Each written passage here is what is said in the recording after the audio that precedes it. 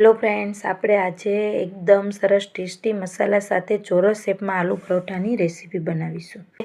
લસણ અને ડુંગળી વગર પણ બનાવેલા છે, તો પણ આનો એકદમ ટેસ્ટી મસાલો બનાવીને રેડી કરેલો છે. ફ્રેન્ડ્સ, એકવાર તમે જરૂરથી ટ્રાય કરજો. તેના માટે મેં અહીંયા 3 કપ ઘઉંનો લોટ લીધેલો છે. તેની અંદર મેં 1 ચમચી ઓઇલ એડ કરેલું છે, થોડી હિંગ એડ કરેલી છે, 1 નાની ચમચી, અને ત્યાર પછી મેં આમાં સ્વાદ પ્રમાણે નમક એડ કરીને બધું સરસ મિક્સ કરીને આપણે થોડું પાણી એડ કરતા જઈને એકદમ રોટલીનો હોય તેવો સોફ્ટ લોટ આપણે રેડી કરી લેવાનો છે.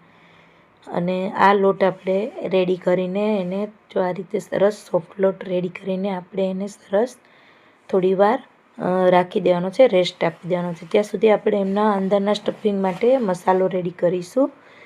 તેના માટે મેં અહીંયા 1 ચમચી સંચળ પાવડર લીધેલો છે, 1 ચમચી આમચૂર પાવડર લીધેલો છે. આમચૂર પાવડરની જગ્યાએ તમે ચાટ મસાલો પણ લઈ શકો છો. અને ત્યાર પછી મેં એમાં 1 ચમચી મરચું પાવડર લીધેલું છે અને 1 ચમચી ધાણા જીરું પાવડર લીધેલું છે. હવે આ બધા જ મસાલાને આપણે સરસ મિક્સ કરી દેવાના છે. અને ત્યાર પછી મેં અહીંયા 300 ગ્રામ બટેકા બાફીને એને સરસ મેશ કરીને લઈ લીધા છે. ત્યાર પછી આપણે એક કઢાઈમાં મેં અહીંયા 2 ટેબલસ્પૂન તેલ ગરમ કરવા રાખેલું છે અને તેમાં મેં આખું જીરું એડ કરેલું છે. તે થોડું સતળાય અને ફ્રાય થાય એટલે આપણે આની અંદર હળદર અને હિંગ એડ કરવાના છે. મેં અહીંયા ચમચીના ચોથા ભાગની હિંગ લીધેલી છે અને ચમચીના ત્રીજા ભાગની હળદર લીધેલી છે. તે થોડા તેલમાં ફ્રાય થાય એટલે મેં અહીંયા તીખી જે મરચી આવે છે સુરતી, તે મેં અહીંયા 3 મરચી અને 1 ઇંચ આદુના ટુકડાની 1 ચમચી દરદરી પેસ્ટ રેડી કરીને લીધેલી છે આદુ મરચાંની. તેને આપણે આની અંદર એડ કરવાની છે. સુરતી મરચીનો ટેસ્ટ બહુ સરસ આવે છે. ફ્રેન્ડ્સ, તમારે આદુ મરચાંની પેસ્ટમાં તમારે એક તો એનો યુઝ કરવો જ. અને ત્યાર પછી મેં 1 વાટકી અહીંયા એટલે આમ 1 કપ છે અને 1 વાટકી મેં અહીંયા ગાજરને ઝીણું ઝીણું ચોપ કરીને લીધેલું છે.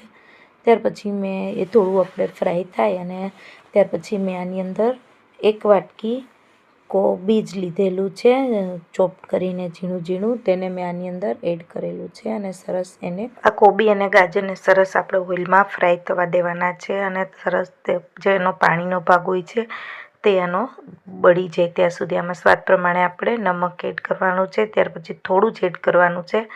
આપણે જે મસાલો જે રેડી કરેલો છે તેને આપણે આની અંદર એડ કરવાનો છે. અને સરસ આપણા વેજીટેબલ્સમાં આપણે આને મિક્સ કરીશું અને થોડીવાર મસાલાને પણ આ વેજીટેબલ સાથે સરસ કૂક થવા દઈશું. ત્યાર પછી આ મસાલા અને વેજીટેબલ્સ આપણા સરસ કૂક થાય એટલે આપણે એની અંદરથી સરસ ખુશ્બુ આવવા લાગશે અને થોડું તેલ છૂટું પડી જશે. ત્યાર પછી આપણે જે અહીંયા મેં 300 ગ્રામ બાફેલા બટાકા બાફીને લીધેલા છે તેને આપણે સરસ મેશ કરી લેવાના છે. અને સરસ રીતે મેશ કરીને આપણે એને આ બટાકાને આ વેજીટેબલ્સને મસાલા જોડે સરસ મિક્સ કરીને આપણે આ સ્ટફિંગ રેડી કરી લેવાનું છે. આપણે આને સરસ થોડીવાર કૂક થવા દઈશું એટલે બટાકા જોડે આ વેજીટેબલ અને મસાલા સરસ મિક્સ થઈ જાય. અહીંયા મારે લીંબુના રસની જરૂર નથી પડેલી કેમ કે મેં આમાં આમચૂરનો પાવડર યુઝ કરેલો છે.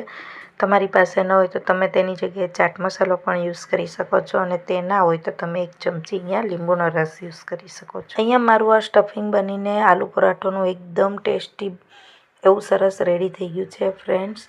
અને ત્યાર પછી હવે આપણે આલુ પરોઠાને અહીંયા વણી લઈશું. તેના માટે મેં એક લોટ બાંધીને રેડી કરેલો છે, તેમાંથી એક લુવું લઈશું અને મીડિયમ સાઇઝની પહેલાં આપણે અહીંયા રોટલી બનાવી લેવાની છે. સરસ બહુ જાડીની અને પાતળીની એવી સરસ અહીંયા એક રોટલી બનાવીને તેની વચ્ચે આપણે જે સ્ટફિંગ બનાવીને રેડી કરેલું છે તે ઠંડુ થાય ત્યાર પછી જ આપણે આ પરાઠા બનાવવાના છે એટલે તમારા ફાટે નહીં અને સરસ આલુ પરોઠા બનીને આપણા રેડી થશે.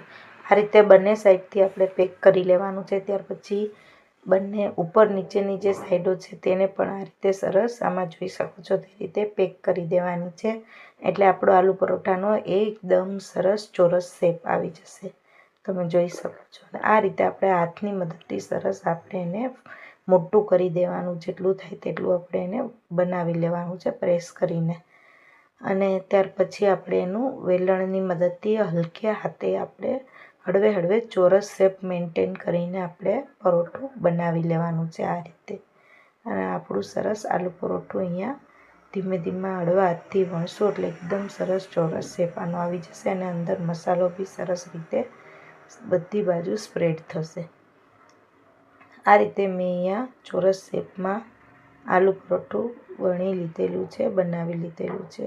તમે આમાં જોઈ શકો છો કે સરસ મસાલો દેખાય છે, એક પણ બાજુ ફાટેલ નહીં તે રીતે સરસ વણાઈ ગયું છે. હવે આપણે એને સરસ મીડિયમ ગેસ ઉપર આપણે આને મેં અહીંયા એક તવો ગરમ કરવા રાખી દીધો હતો, તે ગરમ થઈ ગયો છે એટલે આપણે એને મીડિયમ ગેસ ઉપર બંને સાઈડ પહેલાં એમનામ શેકી લઈશું રોટલીની જેમ, અને ત્યાર પછી એક બાજુ થોડું ગોલ્ડન બ્રાઉન થાય એટલે બીજી બાજુ આપણે ફેરવી લઈશું.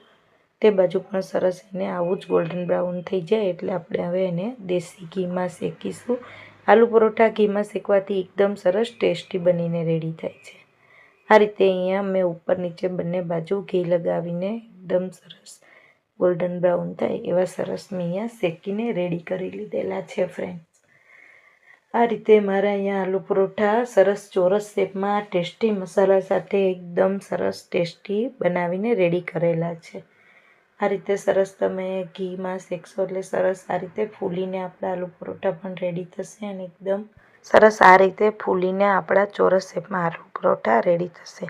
ફ્રેન્ડ્સ, આ રેસીપી મારી સારી લાગે તો મારી ચેનલને જરૂરથી લાઇક, સબસ્ક્રાઈબ અને શેર કરજો. Thanks for watching my video.